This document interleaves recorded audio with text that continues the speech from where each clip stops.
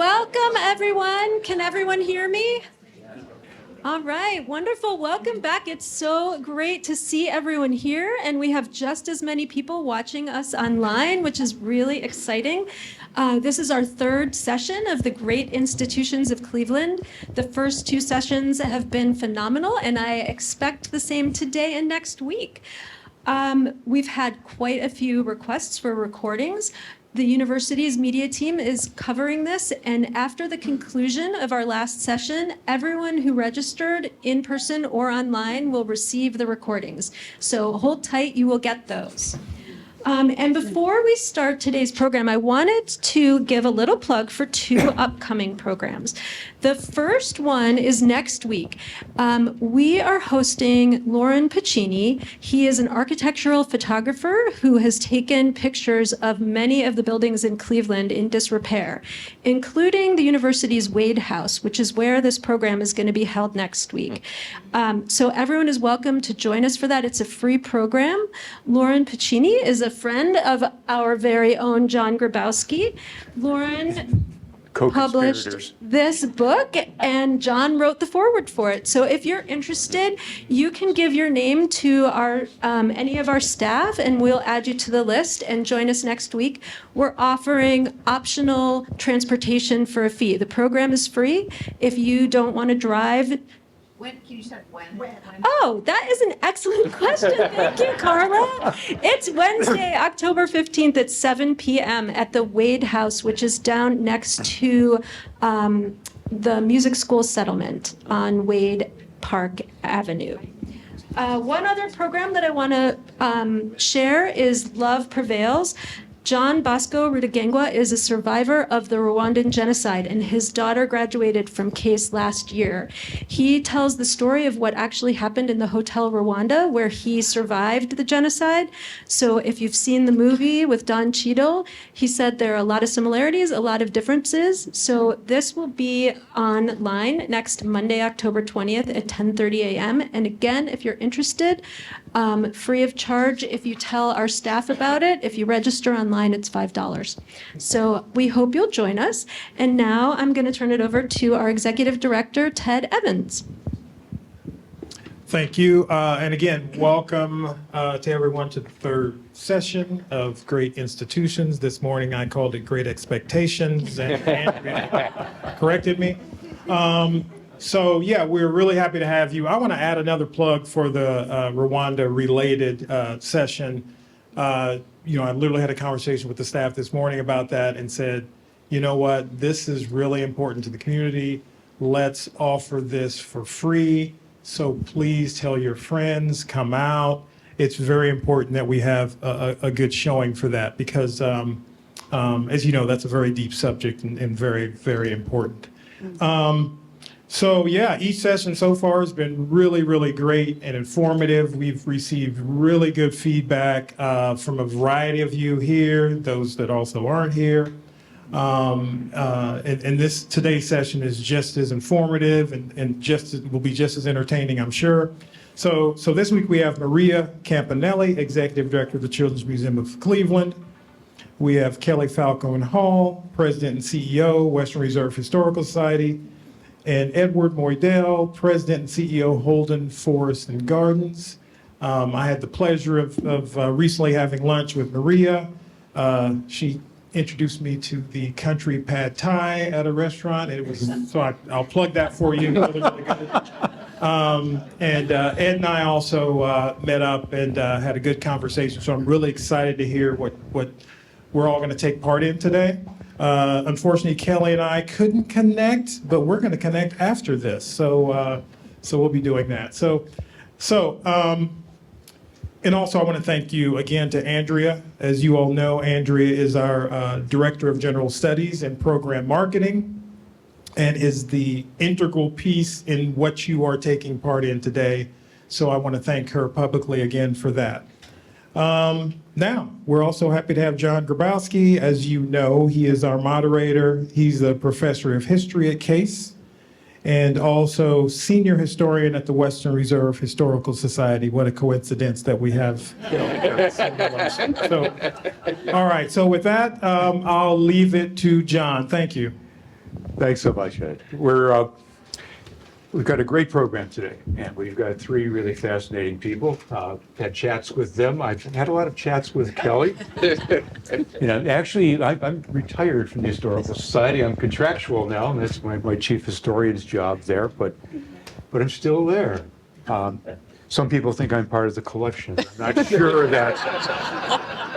Anyway, let me tell you a bit more about our speakers. Maria Campanelli, who has just come back from a wonderful trip to Italy, obviously has an Italian surname, has served as the executive director of the Cleveland's Children's Museum of Cleveland since 2012. After joining as a consultant in 2003, she's passionate about early childhood education. She led an $11 million capital campaign to transform the historic Steger Beckwith Mansion into the museum's new home, and that is part of the mansions on Old Euclid Avenue, one of the few remainders. It opened in 2017. Former Progressive Insurance executive, Marie holds degrees from John Carroll University, Case Western Reserve, and serves on the board of Midtown Cleveland Incorporated. And I'll talk to you about my insurance policy afterwards. Kelly Falcone Hall, I've known her for years. 30. 30? Yes, okay. Has served as president, CEO of the Western Reserve Historical Society since 2014, leading one of the nation's most comprehensive regional history organizations. And you're going to find out that it's much more than just the East Boulevard project.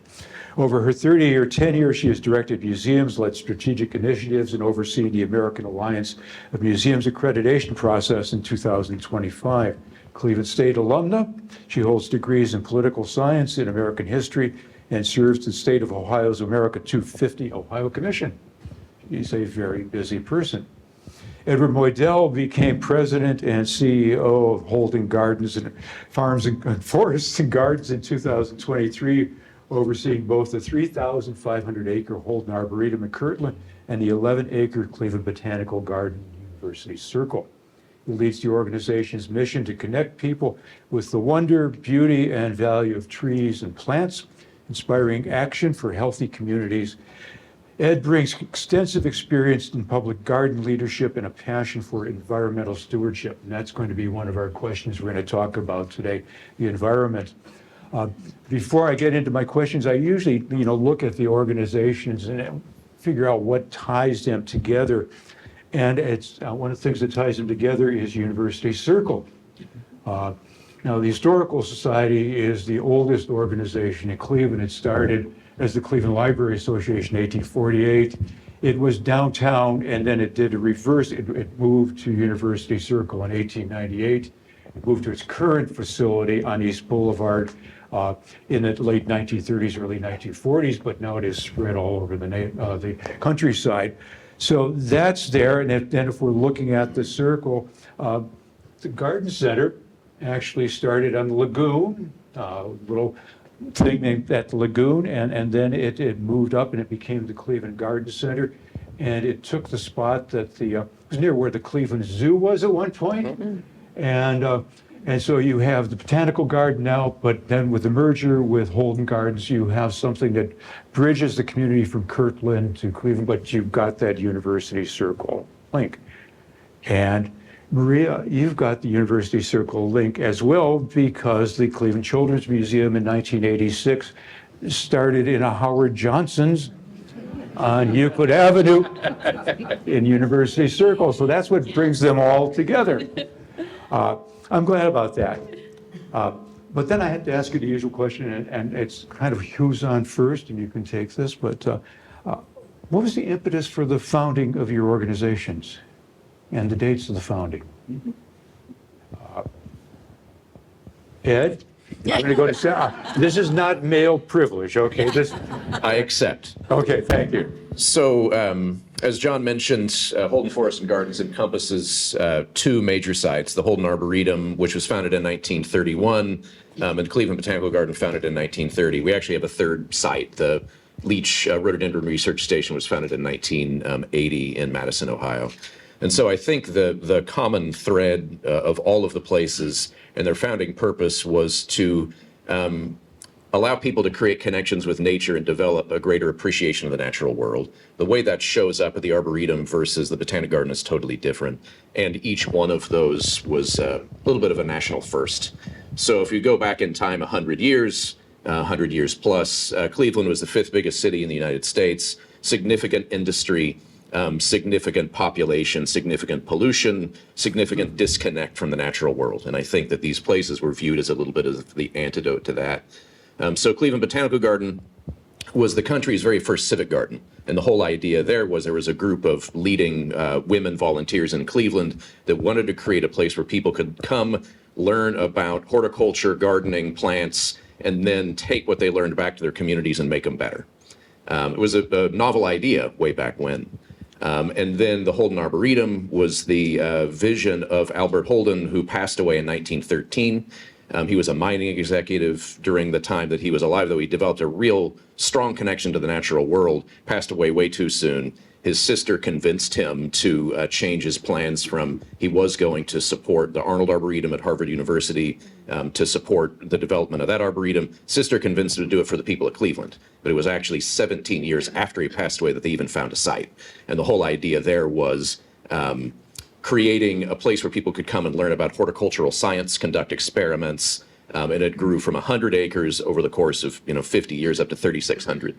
So a lot more science and education focused there, but the tie that binds there is greater appreciation of the natural world. And let me do a follow-on. And so what got you to Holden? A little bit about your career. So I grew up. I'll do this for all three. I grew up in the land of all great horticulturists, which is Tulsa, Oklahoma. I'm sure you all know that. And I figured out pretty early on I had two passions in life after inheriting a lawn mowing business from my brother when I was 13, plants and people. And I could have been a psychologist or I could have been a botanist. And I wasn't smart enough to be a botanist or patient enough to be a psychologist, so I merged the two. Went to undergrad for public garden management after having visited a botanic garden in Missouri, St. Louis Botanical Garden, and it clicked in my head. I can do this as a career. So then I went to graduate school for public garden management. One school on planet Earth offers that. And then I went and I worked in the education department of Longwood Gardens for a few years in Philadelphia. Then I was recruited to be the head of a public garden and forest preserve off the coast of Seattle called Blodell Reserve, and I was there for 14 years. The short story there is everything was working well. We had all the right plans, all the right people, made a lot of accomplishments, and then it's like, what do you do now? And so coming to a place with significant history, city where you can make a significant impact, great culture, great people, that's why I'm here. Been here 2 years and zero regrets. Good. Bravo. And Kelly, the same two questions to you. Thank you, John. Well, as John mentioned, I mean, we were really founded in 1848 as a branch of the Cleveland Library Association, the Western Reserve Historical Society. I won't go into elaborate detail about the kind of the origin and development of our entire organization because we would be here all day. But what I will say is, today our mission is to inspire people to discover the American experience by exploring the tangible history of Northeast Ohio.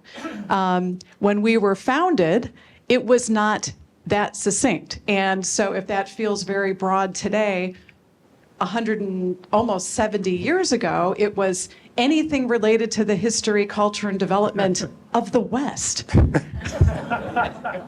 I'm not kidding. No. John will back me up. I learned these things from John. So over time, again, as John mentioned, we were founded in Cleveland, headquartered in Cleveland, to collect, protect, and preserve a history at that time, 1867, so only 2 years after the end of the Civil War. So imagine you'd lost 600,000 people, had died, and we had just been through this, traumatic, obviously, world-changing event. So there was this want and this desire and this need to preserve the past, and also our city was changing. and the people who founded the Historical Society were wanting to preserve a time and a people and activities that they knew. So many people coming here, of course, from New England, ended up founding the Western Reserve. Names that you know and other names that have been lost to time. A name you know would be Rockefeller. I think a name that's increasingly lost to time is Whittlesey. Yeah.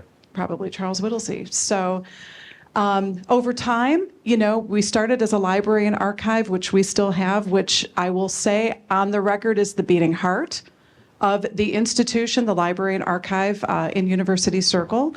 Over time, we acquired mansions. We have 39 historic buildings. 7 of them are on the National Register of Historic Places. So many people are most familiar with the 2 buildings in University Circle, the Hay McKinney Mansion, the Bingham Hanna Mansion. But we also have Hale Farm and Village, the Jonathan Hale House, and the buildings original to the Hale family. Next door, we have the Edward Krantz Farm, which is, again, 1867 family farm in the Cuyahoga Valley. We have 2 properties out east, Shandy Hall in Geneva in Ashtabula County, Loghurst in Canfield, in Mahoning County. We have a super fan in the audience here, Ed Bolte. The Holsey Gates House on Broadway in Bedford is also part of our organization. And then we do have, it's not historic, but we have, I call it, a restoration and storage facility in Macedonia, also known as a warehouse, which is part of the Historical Society. So 7 properties, about 100,000 items in our collection, quite a diversity of collections. We have cars, we have a carousel, we have clothing, we have furniture, we have a farm, we have farm animals, we've got buildings.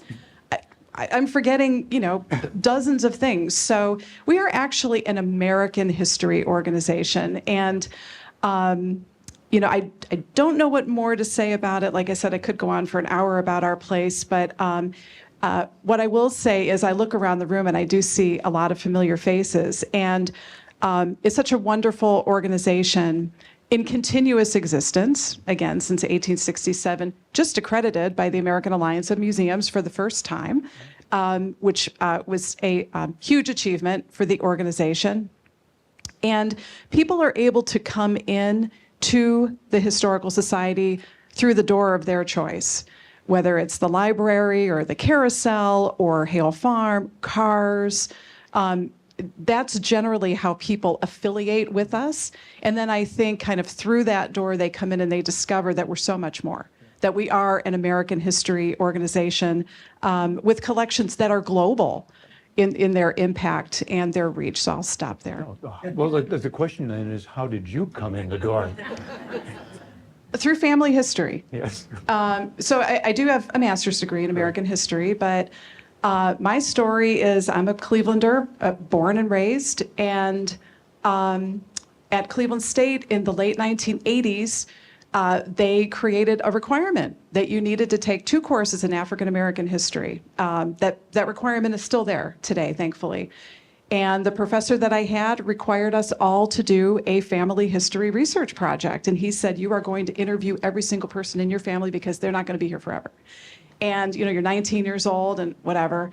So I did, and I was hooked, absolutely hooked. I learned things about my family that I never knew. And by the way, that professor who is sadly no longer with us, Mel Drimmer, his collection of family histories that he required all of us Cleveland State Vikes to write over decades are at the Historical Society. I found out later. I will also say, as an undergraduate, Dr. Grabowski was a guest lecturer in a course I was taking on immigration with Dr. David Goldberg. And then again in graduate school with a public history course, and I learned that you could work in a museum and maybe make a living. But the question that your parents say, what in the are you going to do with an American history degree? And so I always credit John with inspiring me, Truly, John. And lots of other people following this particular path. And it's been 30 years. Never looked back. Yeah. Thank you, Kelly. Thank you.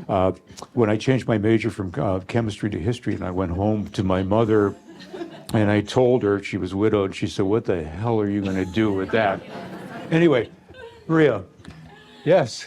So I'm Maria Campanelli, and the Children's Museum of Cleveland started in 1981. It was actually a group of educators and passionate parents that were out in the community helping young children. Now, our primary focus is children 8 years and younger.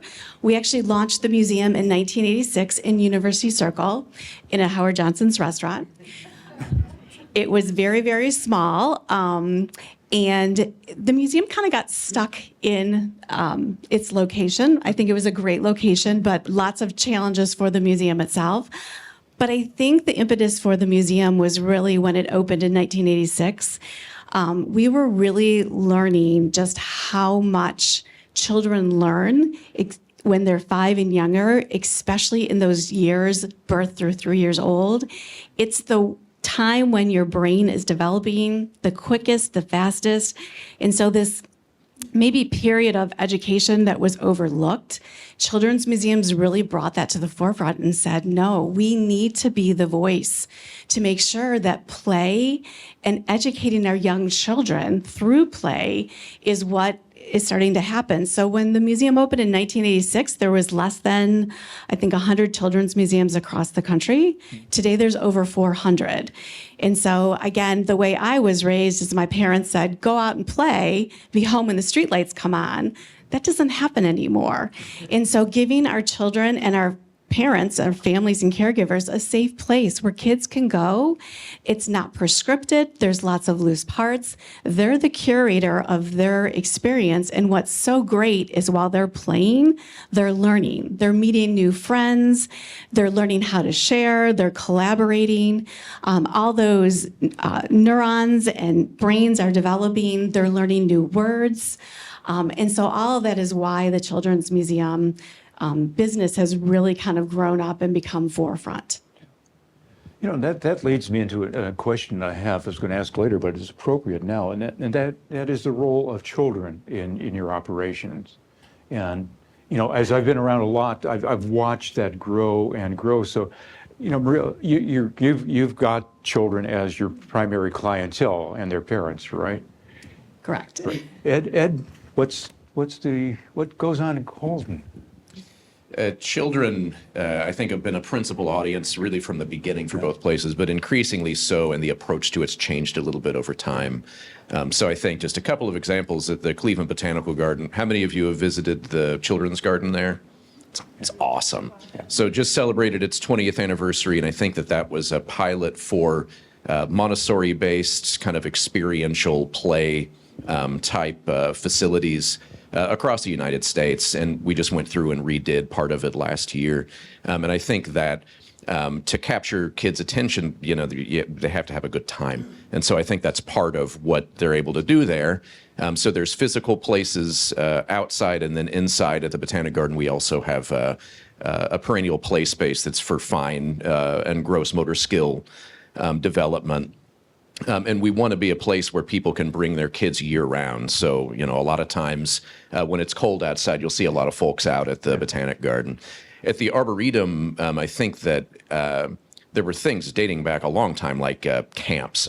You wouldn't believe how many people I talked to. Like I did like a work camp when I was a kid, and I helped weed trails, and you know that developed a love of the outdoors in later times. But about 10 years ago, there was a big campaign at the Arboretum to broaden the audiences there, because I think for a long time it was seen as a little bit of like off in the distance, maybe sort of needed to know somebody to be able to get in. It was never the case, but the messages and what we had for people was not necessarily amplifying that. So about 10 years ago, the organization put in a couple of immersive family experiences, the canopy walking right in the top of the treetops and the emergent tower. It's like 13 stories, best fall color viewing anywhere in the region, see all the way out to Lake Erie. So those are great like family experiences.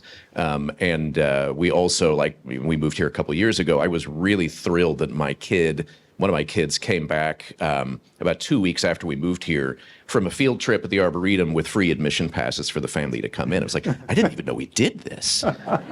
So a lot of it does start with field trips. And I think, one thing that we see, and I know my wife headed up a kids museum for a while, so I know that there's like a certain period where you're the sweet spot. You got to get creative about how to, continue to attract them. One of the things that we have at the Botanic Garden is a Green Corps program.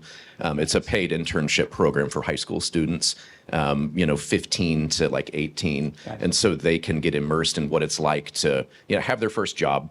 Also like exposed to all sorts of wonderful stuff that either they're inspired by or they know they don't want to do.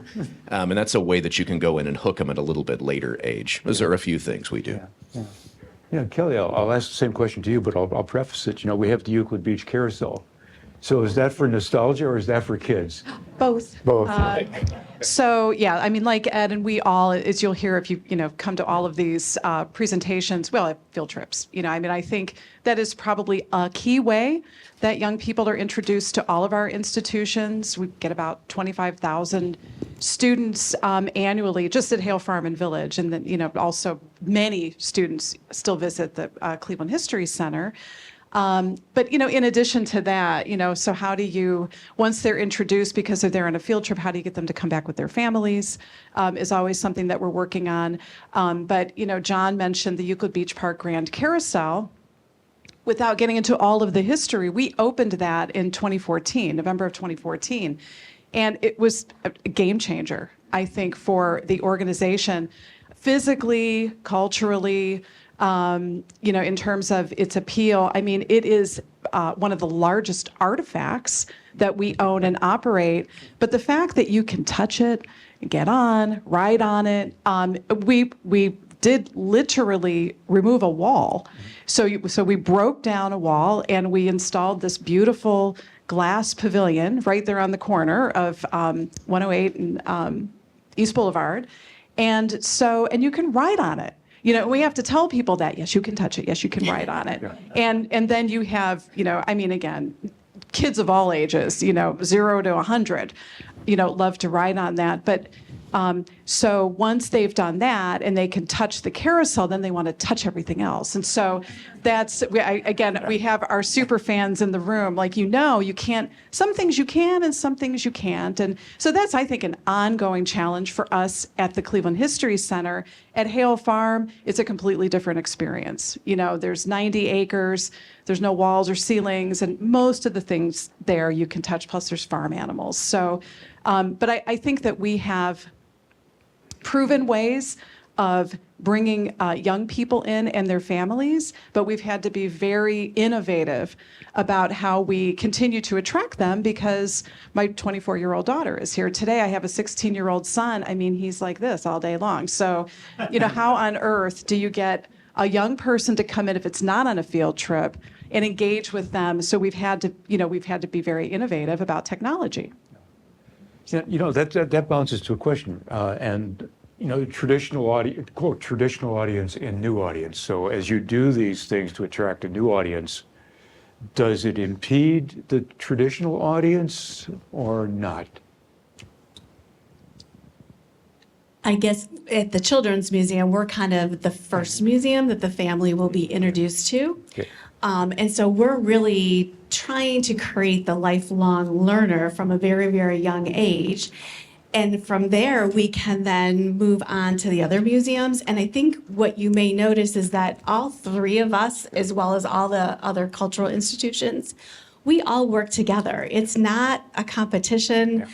We really work together. So if Kelly launches a children's program, that's great, because as a parent of young children, you need lots and lots of opportunities. And eventually those kids grow up and you want to make sure that they're launched into these other great institutions. And I'd add quickly too that these are two of the first friends that I made moving to Cleveland. And so I moved from Seattle. Before that I was in New York. Before that I was in Philadelphia. One of the things that I hope you get from us today that carries through to all of these sessions is we actually really like each other and we work together. And that's not something that's like normal. I was in Seattle for 14 years and I know way more people here now and have much stronger working relationships with people here now than I did, for a long time in some other cities. Yeah, so this is not a competitive game, right? Nope. Yeah, that's a good Boats point. float. That's a very good point. This is a rising tide. And I just brief, promise. Have you met Greg Harris yet? Did he do? Yes. So again, without getting into all the history, Greg, in an act of great leadership, in February of 2014, it was really cold. So we're all familiar with snow days, and you close down because you have these calamity days, these snow days, but it was just really cold. So all the museum directors, HR directors, and marketing managers were all calling each other, trying to figure out, are we going to open? Are we going to close? It was like February. And Greg emailed all of us, and he said, maybe we ought to talk to each other. And we were on the phone. We didn't have Zoom or anything back then, but we were all on the phone within 5 minutes. And we have continued the tradition of getting together quarterly, monthly, during COVID, it was Daily, during weekly, COVID. daily. We were on a Zoom every day at 3 p.m. talking about masks, COVID vaccines. I mean, Yeah, so we are. Yeah, nobody knew what to do, and so being together with other executive directors and CEOs, like, how do we do this forward-facing business in the middle of this virus was just so helpful. That's incredible. Ed, one question that I have for you, and it gets to a contemporary, has climate change affected Holden? Yes. Okay. What are you doing about it? So I mentioned, I think at the Arboretum, part of the founding purpose of it was science, trying to understand the environment. So, not only do we have a lot of land that we're responsible for conserving, we need to understand it and really work to understand what's going on. And I think over time that expertise built and it then spread outside of the campuses. So I think that we have a biodiversity crisis. And we have people that are measuring the impacts of the changing environmental conditions on our property, but also we don't want to just keep what we learn on our own property. So there's examples of this like all over the place. And at the Arboretum, for example, we have researchers, we have a team of all together with our scientists and our lab techs and graduate students and interns. We've got like 45 people that do research on science and conservation. And the short story is it's a tough time to be a tree in the world in Northeast Ohio. We do research on 4 principal species. Beech, any of you heard of beech leaf disease? Yeah. So it's like a really big problem. We're actually seeing 30% mortality rate. And our scientists were actually part of the team that discovered the pesky little nematode that causes it. We don't do anything about it. The forests as we know it are going to look really different in a short period of time. And so we're doing work to go in and actually breed resistant varieties of those. That's just one story, but we do the same thing for hemlock. That has its own enemy, hemlock woolly adelgid. Many of you have heard of emerald ash borer. We do research on ash. We do research on elm.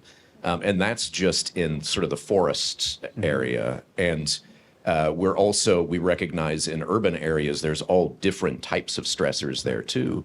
So we have partnerships with communities to understand what challenges their trees are facing. And then the part where we add value is on the science, research, and conservation piece. And we're members of the Cleveland Tree Coalition, and we have partnerships with other groups with different strengths to go in and help improve the strength of the urban canopy because it's just declined over time. And I think one thing that is of benefit is the work that we do has gotten some good attention and some good traction. We've gotten some grants to go out and allow our foresters to meet with landowners to look at their lands and to help understand their climate challenges and to prescribe some solutions for them. So for us, like climate is everything. Yeah. And we have people who are really smart that are looking at what to do and communicating to people what it means to them and what they can do to make a difference. Speaking of people, I mean, that area of northeastern Ohio around Holden has just become more developed. And is that impacting you in any way? Well, it is. But so you mentioned in the beginning that Holden's really big. Yeah. So it's 5.5 square miles. Yeah. 3,600 acres. My family, we live in Shaker Heights. It's only 400 acres smaller than Shaker Heights. I mean, that's kind of mind-blowing. And so we're seeing development on all sides. And I think some of the opportunities are, since I've been here, I would say we've gotten calls from 10 different landowners that want to donate land to us so that we can add to the conservation value of it, which is great. You just have to have the resources to effectively care for it. But I think you see it, and I think that, we're becoming more and more as time goes by, we're like part of the antidote to the problems that are happening in some other places. Yeah, it's Western Reserve Land Conservancy is doing a Absolutely. lot of that work. That's right. Yeah. And so we have partnerships with Western Reserve Land Conservancy and with the Natural History Museum. Natural History Museum has like 12,000 acres of natural lands. And so when we get phone calls like that, we'll ask, what are your priorities? What are you interested in? And we'll be able to say that's a good match for us. Or we've got friends over here where maybe it's actually a better match for them. Because we stand for the same thing, we just do it in different ways. Yeah, I think that's a fascinating thing about Holden and, the impact of urban expansion and the environment, and that's facing all of us now, but I think it's particularly apparent for you. I'm looking at a couple of other questions. I'm bouncing around in my list here, and all of your operations, I think you're looking at earned income, and one of the ways of doing earned income is using the facility for events. That was around when I first started at the Historical Society, so it goes back to Charles Whittlesey, if you want to do that. No, but seriously, how do you manage that in terms of protection of collections or whatever else? Is there a plus or is there a minus to that? What's the deal? Museum first and party second. But with that said, at any of our properties, if you want to get married, you want to have a reception, you want to have a luncheon, you want to do a corporate retreat, organizational retreat, celebration of life, we're your place. We have always been, I think, pushing our facilities as Shaker Heights Prom has been, 1969, I think they started coming. So at Hale Farm, we do weddings. So we do all of that. Earned revenue is about a third of our overall operating budget. So it's a very important source of revenue. And we're very proud of that, again, but it's museum first. So for example, at the Crawford Museum, if there's an after hours party or an event, and it starts at 6, we close at 5. So we are very good, I think, about respecting not only, again, the collections and our museum programming, but also really good at transitioning our property into something that's not directly museum related.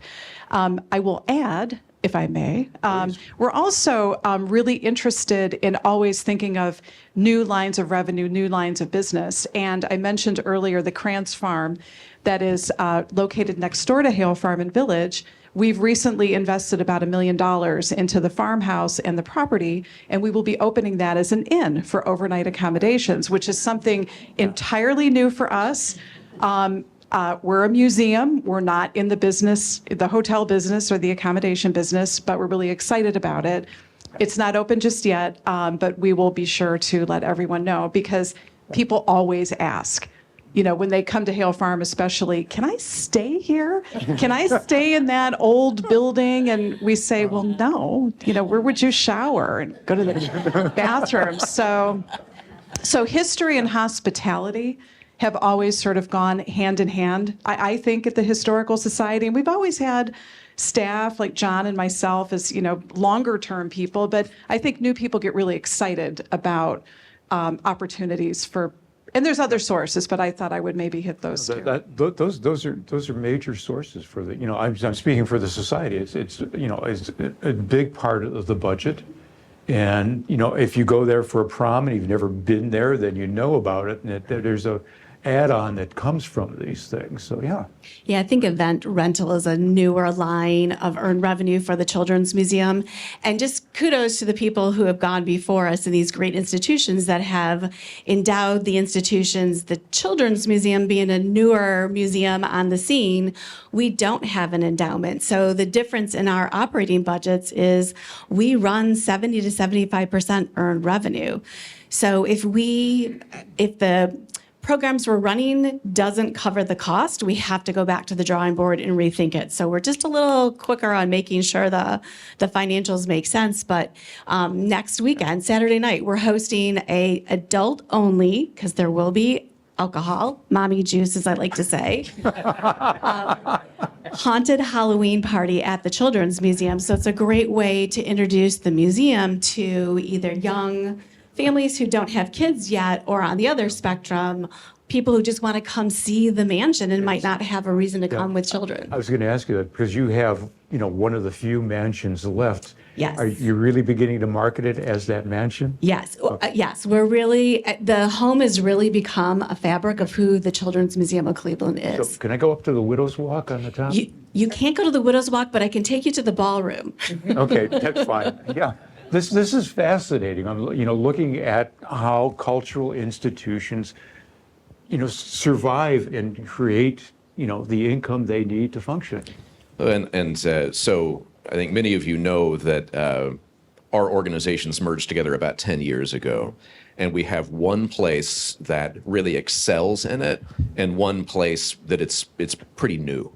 And so I refer to the merger as the perfect marriage of two imperfect operating models. Because the Arboretum had the benefit of having a trust that was left by the founder, which, interestingly enough, was committed in 1913 but not available to the organization until 1988. And between that time, it went from 100 to like over 3,000 acres. So there's a thick plot line in that 60 years of how they actually made that work. But so the Botanical Garden was almost the direct opposite, where located in a really prominent part of town, lots of really leading philanthropists and civic leaders had been involved from the very beginning.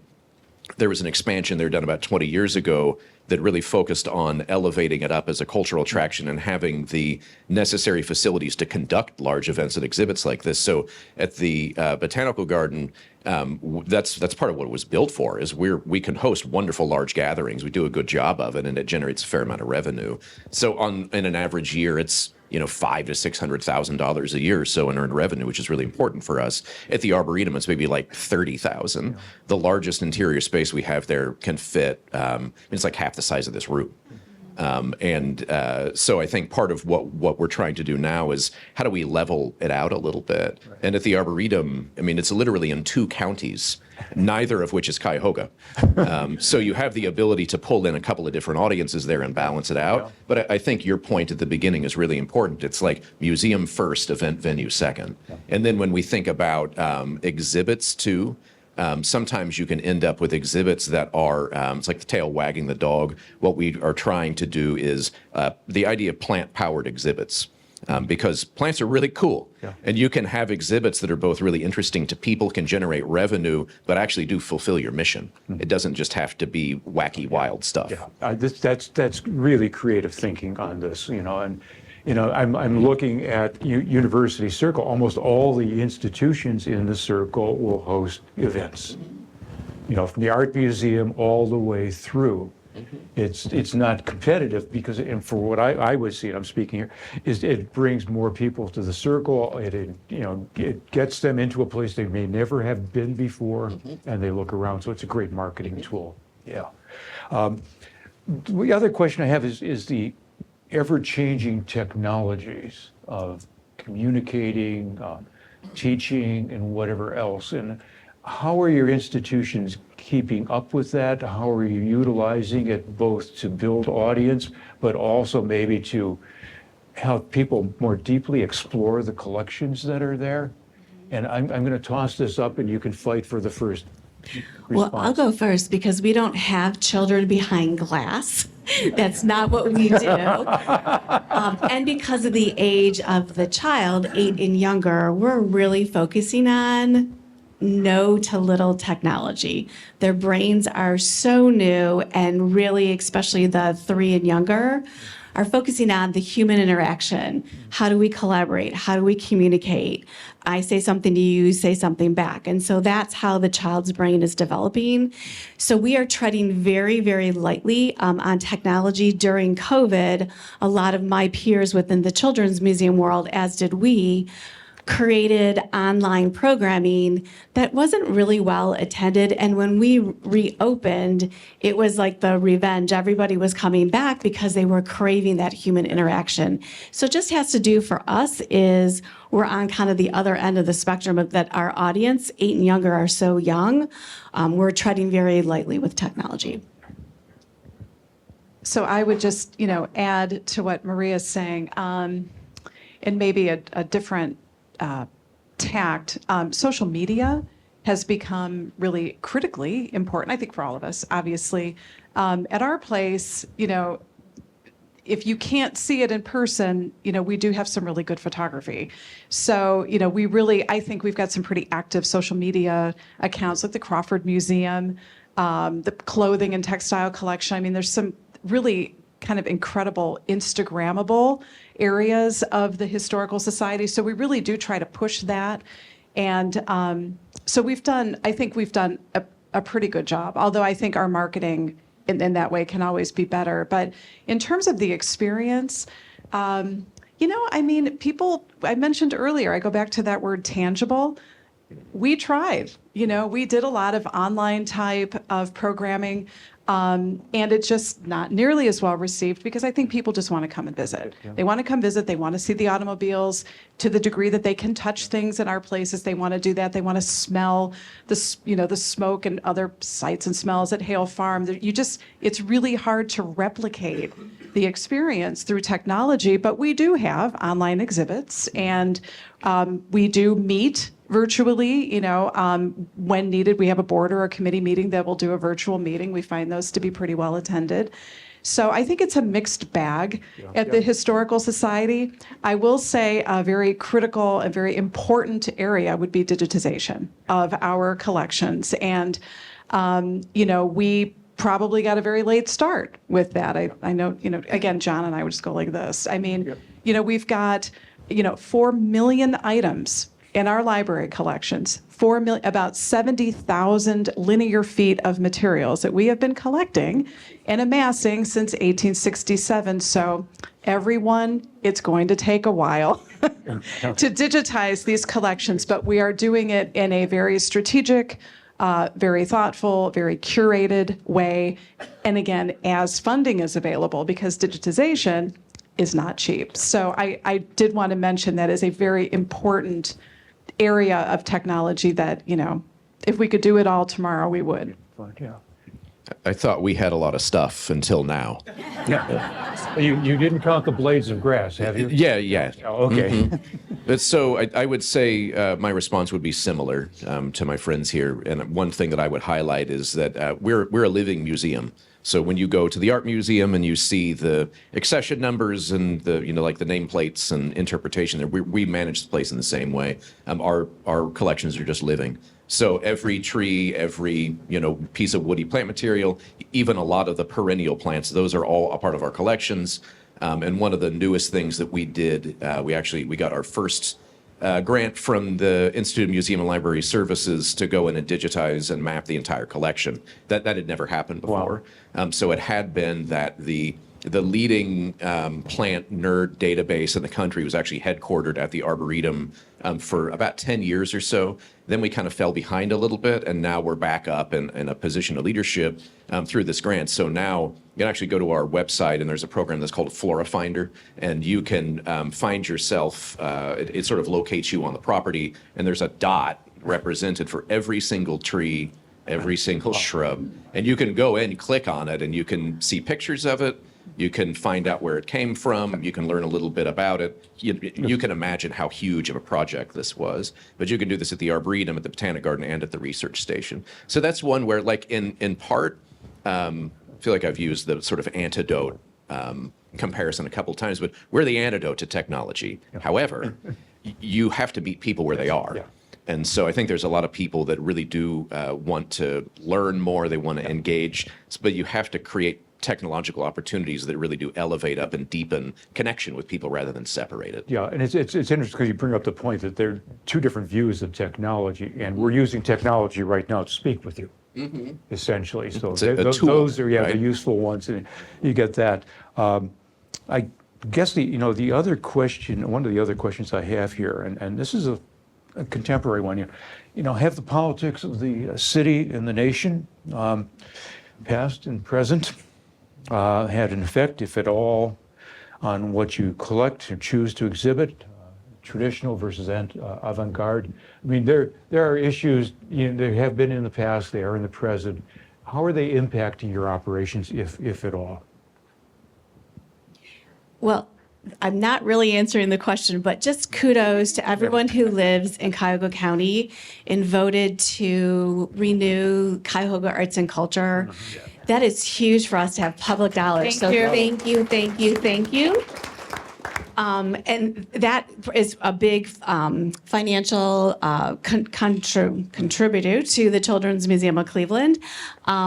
I think politically, I always say that children are a bipartisan issue. We all want the same thing. So maybe it's a little bit easier. We want our kids to be happy and healthy and have opportunities. And so for the Children's Museum, it maybe hasn't affected us as much. We do get some, obviously, county, we get a little bit of state, but we don't get any federal funding at the current time. I'm also not going to answer the question. Okay? No, seriously, I will say, we don't, the Western Reserve Historical Society does not receive any federal funding. For better or for worse, we don't. So that sort of the current climate, at least directly for the moment, does not seem to be affecting us from that standpoint. We didn't have any federal grants open at the time. I will say, kind of downstream, we do receive quite a bit of state funding. We're very fortunate. We are in the state operating budget. We also receive very generous capital support. So at any given time, at our organization, again, I described earlier, it's facility rich. Lots of old buildings. We only have 250 acres of property. Pales in comparison to Ed's here, but we do have a lot of capital expenses. We're old. We have a lot of deferred maintenance. So the state's been very generous. And then, of course, on the operating side, and we also receive, thank you, citizens of Cuyahoga County, support through Cuyahoga Arts and Culture.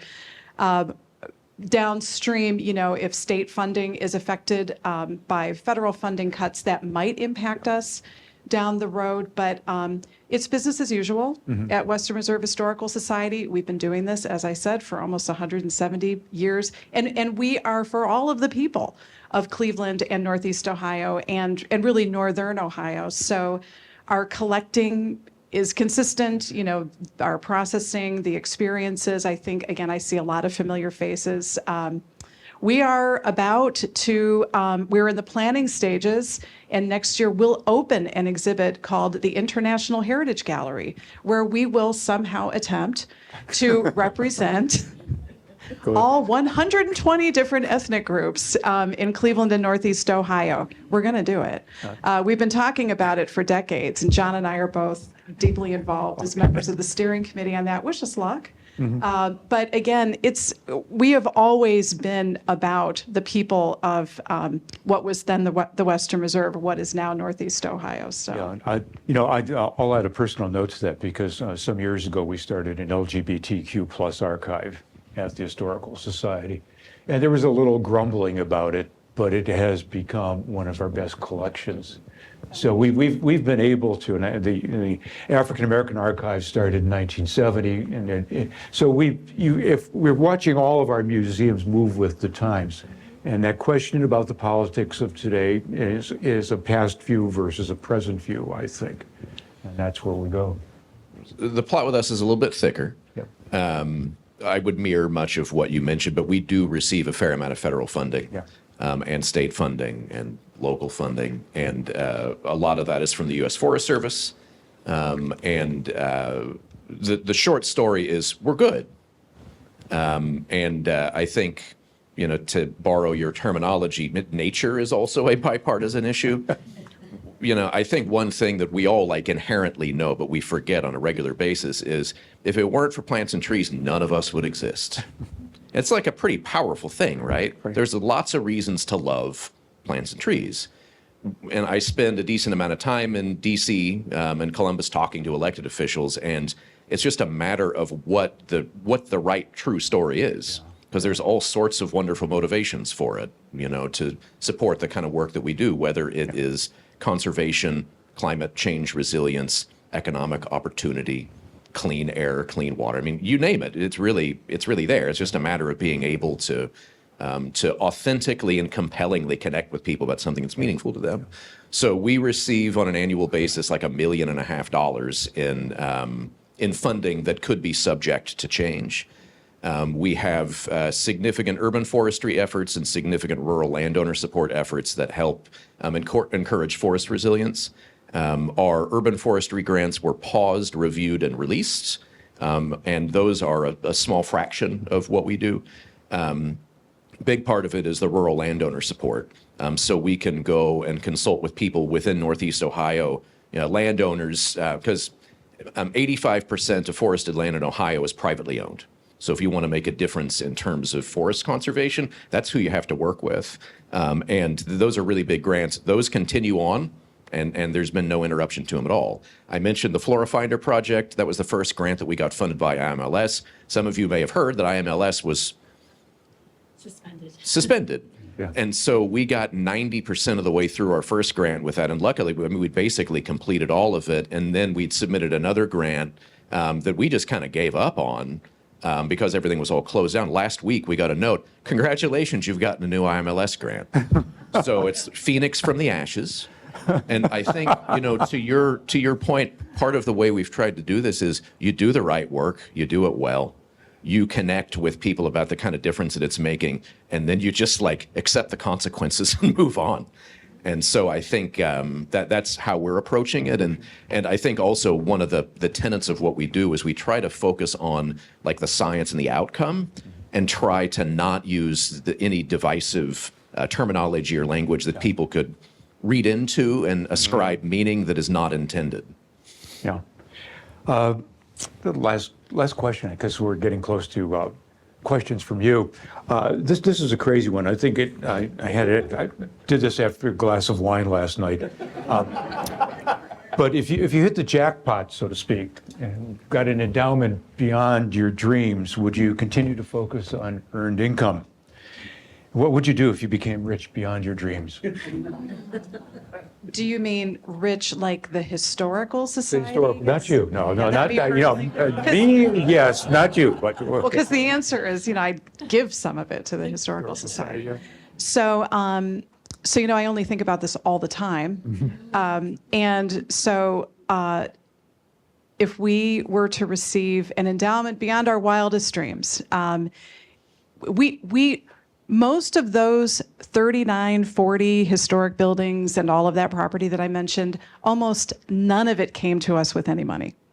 So with the exception of the Hale Farm in 1956, that came to us with $1 million, and the Holsey Gates House in Bedford, which came to us with a sizable endowment that's held at the Cleveland Foundation, and a little bit here and there. That's pretty much it. So, our annual operating budget is about $6 million, give or take, and we usually have a couple million going on in capital. But an endowment that takes care of our buildings and grounds would be incredible. That would be transformative for our organization because, just a quick example, if the boiler goes in the Central Museum Gallery, which it did, and you have to spend $100,000 to replace or repair or rebuild your boiler, that's $100,000 from the operating budget that you can't do your mission. You got to have the boiler because you have galleries and collections and people and school groups. So an endowment, a buildings and grounds endowment would be an incredible transformative gift to the institution. If you're interested, please see me after the program.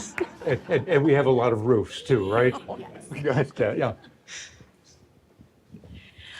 Well, I guess the gamble we had when we lost our lease in University Circle and moved into the Stagger Beckwith Mansion, which is built in 1866. As a board and collectively, we decided that we would go ahead and open the museum, even though we didn't have an endowment. So I think our closest funders asked the question, well, for those other organizations that had lived in this building prior, can you afford to maintain it? And so I think, as Kelly spoke, it just comes down to being fiscally responsible, which I think we all do and keeps us up sometimes at night.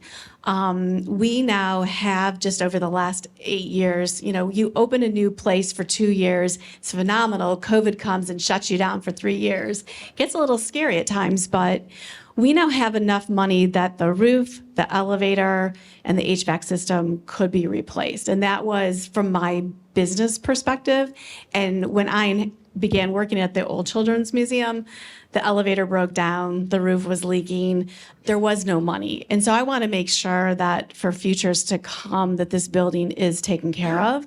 But to your question, if we got this amazing endowment, and I had a donor ask me this question, if you could open the Children's Museum up for free, what would that look like? And I think I calculated around $25 million just of endowment so that we could push in that 5%, 4% interest. And so again, if anyone has 25 million, I'll share some with you, Kelly. But for all intents and purposes, we know our community is incredibly generous. When we launched our capital campaign, typically you do a feasibility study, you talk to your large donors.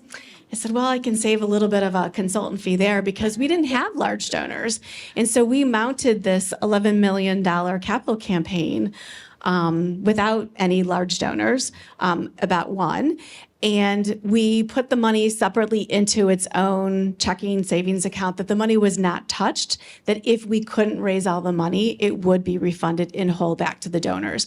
So again, that fiscal responsibility is so incredibly important. While mission is first, we do need to make sure that we're being fiscally responsible.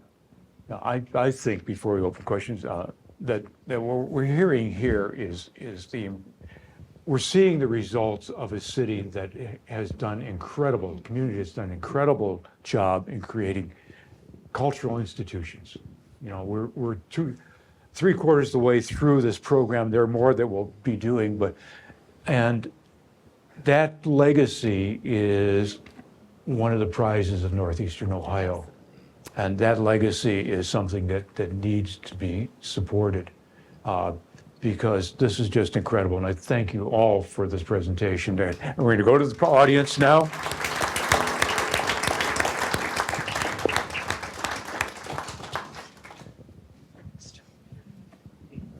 Thank you. I didn't hear Maria's story on how she arrived at the museum. Thanks for reminding me. So I came to Cleveland, I went to school at John Carroll.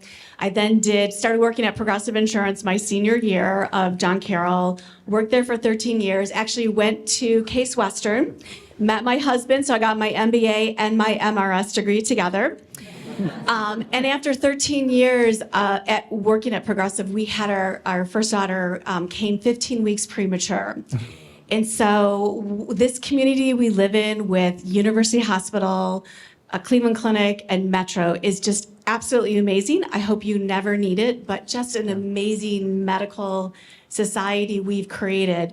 Our daughter was born, they said she had about a 50% life expectancy, was in the hospital for about 4 months. And so I ended up resigning from Progressive to stay home with her when she came out of the hospital. While that was going on, we actually sold our house to the then board chair of the Children's Museum and became good friends with them. And the first time I went to the Children's Museum with my daughter, I realized how far she was behind developmentally. But I always like to look at the silver lining. And so looking at every single child development mile marker, I knew I get to throw those out the window because she was on her own trajectory. She's now 26 and is a chemical engineer. But I believe with every fiber of my body, like when this opportunity was presented for me to work at the Children's Museum, like this combined my business experience with my education with just personally what my husband and I experienced with our kids. So thanks for asking.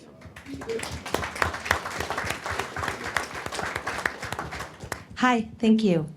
I'm a lifelong Clevelander. I think a lot of people in this room are lifelong Clevelanders as well, and we feel a real sense of pride. This series has, I think, elevated that in ways that I don't think anybody can even describe.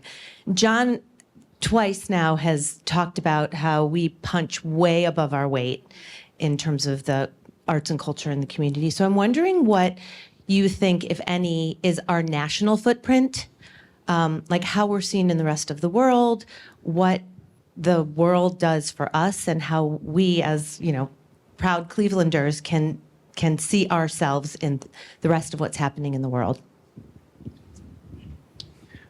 So I think it's a very interesting question. I had never been to Cleveland before, and I'd heard of the Arboretum and the Botanical Garden, held in very high regard. And when I was aware of this organization, when the position came open, it seemed sort of criminal to apply to a job, to lead a place you'd never been to before. So I flew out here like on a reconnaissance mission. And within the recruitment materials, there was information about University Circle. Never heard of University Circle before. And when I came here, I was like totally astonished by this place. And it was like early February, not maybe like the best time to come. But so I think that what we have here is absolutely tremendous. And I don't think enough people know about it. And so, and just as like a couple of examples of the continuation of that, a friend of mine drove my car from Seattle out here as part of our moving process. He and his wife were so taken by the place, they started looking for real estate. One of my former board members from Seattle heads up a big architecture firm. She came out here. She'd never been to Cleveland before. She was like, "Oh, what is this place?" And so I think that, and I went to Pittsburgh for the first time last summer. Pittsburgh's cool. It's no cooler than this place. I think it just embraces what it is more. And I would say that I think Cleveland is astonishing, but I don't know if we as Clevelanders necessarily carry that around with us to the level that we need to. And as like a newcomer, I'm an enormous, like annoying booster of it. So I think that the answer is this is exceptional. More people need to know about it. And I think that we have a responsibility to let people know. Bravo. I think I can speak loudly enough. I have a question for Maria. You sort of alluded to this. How I remember. I'm sorry. Oh, I'm sorry. Can you hear me? Okay. I remember being in your mansion before it was your mansion, and there was some other entity there. They had big social events, beautiful ballroom, and I'm wondering how you happened to make that move, and if those facilities are still available for rent. So it was the University Club that took over the Stagger Beckwith mansion. And so they had the large ballroom on the back was not part of the original home, was probably where you were sitting. My next door neighbor in Shaker also invited me to a mother-daughter brunch. I was her daughter for the day. And I remember sitting in the ballroom thinking, this would be an amazing space for a children's museum. And it's so funny that 25 years later, here we are in the building. The ballroom, though, we do get that question often. The ballroom now is home to our Adventure City, which is our largest exhibit. It's 13 feet in the ground to support it. And so we can't just move it out overnight and put it back in again. So it's not space that we currently offer, but I can say we have hosted our first wedding at the Children's Museum. So again, those earned rental revenue streams are very important to us. We also have additional space in the building and would look to use that as an event space.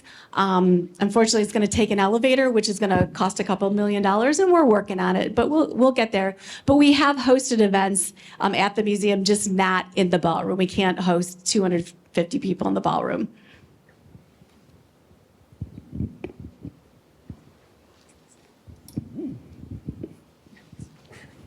Kelly, can you speak to the change in the name, the History Center? Because I was surprised when that came about. I always thought of it as the Western Reserve Historical Society, which was sort of a vestige. I mean, I sort of liked it, but I can see how it was sort of oldish. So just tell us about that branding. Yep. What a great question. So we are still Western Reserve Historical Society. So Western Reserve Historical Society is the 501c3. That's the umbrella organization. under which you have the Cleveland History Center, Hale Farm and Village, Shandy Hall, Loghurst, and the Kranz Farm.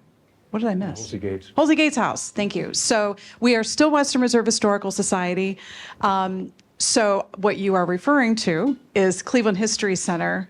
So, I mean, I don't know, maybe it caused more confusion along the way, but we thought it was a good idea at the time. In 2015, we were really privileged to have the late, great David Stashower was on our board. And I don't know if the name, okay, Liggett Stashower, really kind of an icon in advertising. And we were talking a lot about the fact at that time, people were just calling where John and I work East Boulevard, which is the name of the street that runs in front, or the History Center. And David said, well, gosh, what if you just put the word Cleveland in front? You have the Cleveland Museum of Art, the Cleveland Museum of Natural History, the Cleveland History Center. And it was also a way to solve, we were told sometimes that we wouldn't get marketed along with the Children's Museum of Cleveland or the Cleveland Botanical Garden because W came too far at the end of the, I'm not kidding. That's what people would tell us. So, but I do clarify for people, we are still Western Reserve Historical Society. I'm the president and CEO of this great institution, but Cleveland History Center is our headquarters and our sort of our main campus, if you will. Is that clear as mud for everyone? And it is the Center for History in Cleveland. That's the other way to interpret it. Thank you so much. Has been another great session in this wonderful series. I wonder if I could foreground some undercurrents that I'm hearing that are, for me, important for the future. One is this notion of ages getting together, whether it's for a wedding or for grandparents bringing. But it seems to me that the intergenerational conversations are necessary because we need to think about ourselves as members of a community over the long term. So where does intergenerational programming fit? And in that spirit, historically, for example, with these groups that you're collecting, indigenous peoples have been a lot longer than the Western Reserve has, and they have an awful lot to teach us about the value of elders, some maybe of interest in people in the room, but also of these kind of 7 generations thinking. So where do you see that kind of historical perspective fitting into your programming, going into the deep past to go into, hopefully, a more positive future? Thank you. That was for anybody that's willing to take it. Sorry. I'll just jump in and just say, the story at the Western Reserve Historical Society, I think it's fair to say historically it maybe hasn't always started 10,000, 13,000 years ago. We have done quite a bit of that at Hale Farm and Village, certainly being in the Cuyahoga Valley National Park. The International Heritage Gallery will start. And again, we are at an advantage here, John and I, because John is also consulting on that project. But as you will learn more, our materials, we do start 10,000 years ago. And so we are excited to, we consider Indigenous peoples to be part of that 120 different ethnic groups that we will tell the story. I think there was something that, this is a personal thing, I found really weird that you would find out about now Native Americans at the Natural History Museum and the rest of the people at the Western Reserve Historical Society. And that was a bifurcation I think was troublesome. And not a problem for the museum, but for me intellectually, that we're talking about people on the land over the years. And that's what we do at the Historical Society, and that's where the story needs to be told. I think we offer some opportunities for intergenerational learning at both of the campuses that are, because you'll see oftentimes 3 generations will come and visit, and there's activities, for different groups that are there. And I think a lot more of it is experiential. There's the opportunity for there to be some richer experiences kind of tied into that. So I see there being some real room for that. So, having a really cool children's garden is one thing that creates, a nice experience, but it doesn't necessarily, without programming, create some additional potential connection to draw things up of importance. In the past, we'd had some specific intergenerational programming at the botanical garden that could be, some food for thought or a good starting point. The place that I worked at before was on Bainbridge Island off the coast of Seattle. And there's a significant, just part of the culture there that ties to indigenous groups. And the organization that I led was on land that had belonged to the Squamish tribe. And that was something where there was a multi-year effort really to form partnerships with them to help elevate up the storytelling and to feel a sense of continued connection there. I'm just getting to know that here. But in the Northwest, it's something that's just been a lot more visible and present for a long time.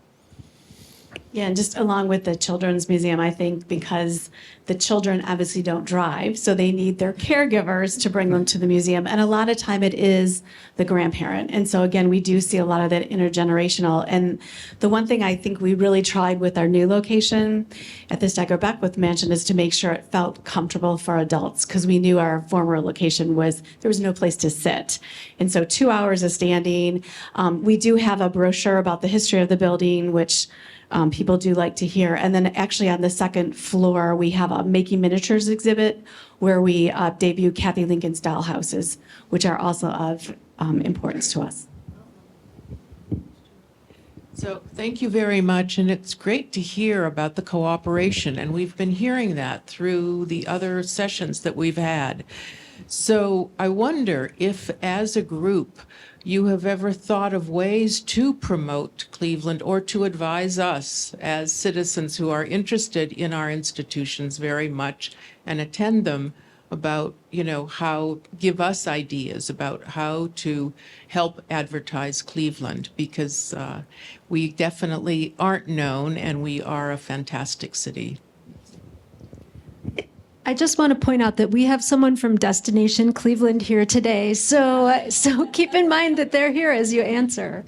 Oh, that's great. I will. So there is one way that I know of. It's a tangible way that exists. There is a Circle Pass that is Cleveland Botanical Garden, Cleveland History Center, and the Cleveland Museum of Natural History, and that's been around probably since the RNC, I think, came. Now, with that said, so you can buy one pass and visit all three institutions. And I have been talking a lot with Kate Borders, who is the new president and CEO of University Circle Incorporated. Maybe you've met her already. You should meet her. She's amazing. To do more to promote that. And then we have, as a group, talked often about, is there another way to promote world class? Again, asked earlier, do people know about these world-class arts and culture institutions? Is there a Go Pass or some kind of a group, like you go to Boston or Houston or something. So I think there is something existing, and there are opportunities, I think, to do more group promotion. I was going to go in a similar direction, and if you haven't met Kate, you should meet Kate. She's totally awesome. But so she came from outside of town. She wasn't familiar with Cleveland. She'd never heard of University Circle. And when I heard that there was University Circle Incorporated, I thought that it was the organization that was kind of the connective tissue between the different organizations, encouraged collaboration, discussion, overall elevation up of the whole greater than the individual parts. And that's what it's becoming.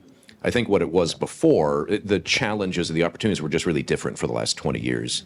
And there were areas that needed to be sort of purchased and fixed up and made safer and all of that. But I think that they see themselves as the convener because we're all nice people. We all do really good work. We're all very well intentioned. Everybody's super busy. And so I think that University Circle, Destination Cleveland, they can serve as good conveners that help kind of shake us out of our myopic view of the thing that we have coming up next to think about these really interesting connections that may exist. So like, for example, the art museum had a really awesome Japanese artists display that was across the road. Was our 50th anniversary of the Japanese garden. And we had a great exhibit, and we had, dignitaries and special activities that happened. That was a coincidence. And so in the future, wouldn't it be great if we all sat around a table and we came up with something like that that could be something really special that would draw people from far away? And I've talked with folks at Destination Cleveland about the opportunity for more of this collective advertising. That's cool. Okay, we have time for one more question. This is going to be a good one. You got to make it easy. On a very personal level, and both of you mentioned, I mean, I think a lot of the people here live on the east side. Our area has been decimated with Dutch elm disease. Is that something that is more under control? And do you provide information as to what are the best type of trees or vegetation that maybe people don't have to spend a fortune trying to keep an elm alive? It's a fabulous question. Oh. And it wasn't, and it's not a plant. So, pun not intended. So Dutch elm disease, unfortunately, Dutch elm disease is, I mean, it continues to decimate. So that is an area, though, where we do have disease-resistant elms that can be planted now. So if you wanted an elm and you didn't want an alternative, there actually is something that you can do. Additionally, though, we have tree planting guides that for trees that will work really well within our area that are free and available to the public. You can get information about that from our website. So you may want to plant an elm. We can tell you what to plant. But if not, we have all sorts of other stuff that you could plant that would do well. Because also, even just within the geography between like our couple of campuses are east and west, the climate's really different. 30 extra inches of snow as you head east. So we have all sorts of tailored stuff that you could get. We have spent a fortune. Yeah. Keeping one elm alive. Yeah. Having lost two, so, and we live across the southerly town. Okay. And they seem to be doing a wonderful job Mm-hmm. in their plantings of what will survive. Mm-hmm. Yep.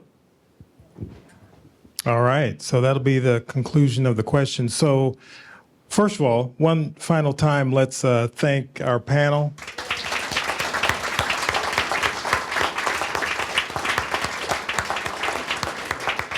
And before we have them head out, I want to add one other thing to a comment that came out on this idea of, Ed, you spoke to it perfectly, this idea of being a connector. And we actually view ourselves here at Siegal as being part of that equation in being the connector.